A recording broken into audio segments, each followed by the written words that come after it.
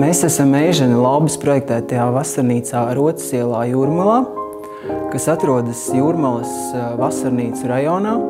Arhitekts projektējis vasarnīcu kā vienstāvu kokstāvu būvi ar ļoti simetrisku un līdzsvarotu plānojumu visā kompleksā, kas atspoguļo viņa daļradi romantiskā klasicisma tendences. Jūrmalas vasarnīcu apbūvēi svarīgi saglabāt esošo vēsturisko apjomu, nepalielinot to un pievērst uzmanību smalkajām detaļām. Strādājot pie rekonstrukcijas, it sevišķi pie tik pazīstama arhitekta darba, svarīgākais ir maksimāli saglabāt autora ieceri un visas jaunās detaļas veidot vienotā ansamblī ar vēsturisko. Kad mēs uzsākām darbu pie šī projekta, tika veikta ļoti detalizēta un sīka projekta izpēte.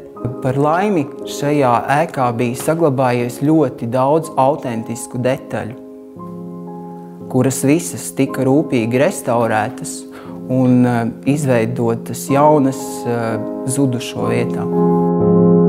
Mums bija svarīgi saglabāt visas vēsturiskās detaļas un ēkas apjomu vēsturiskajā veidolā, tai pašā laikā pielāgojot māju mūsdienīga dzīvesveida prasībām.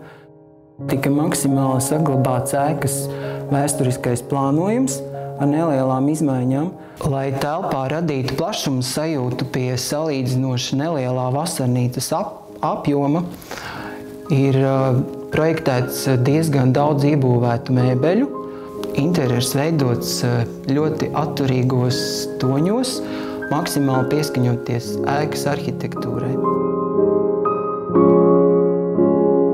Plānojot ēkas labiekārtojumu, mēs saglabājām ēkas centrālo kompozīciju, kad pret grandiozajām ieejas durvīm pretī ir novietota 2 līmeņu klasiskā strūklaka, un tad vairāk ap viņu veidojas šis ģeometriskais dārzs.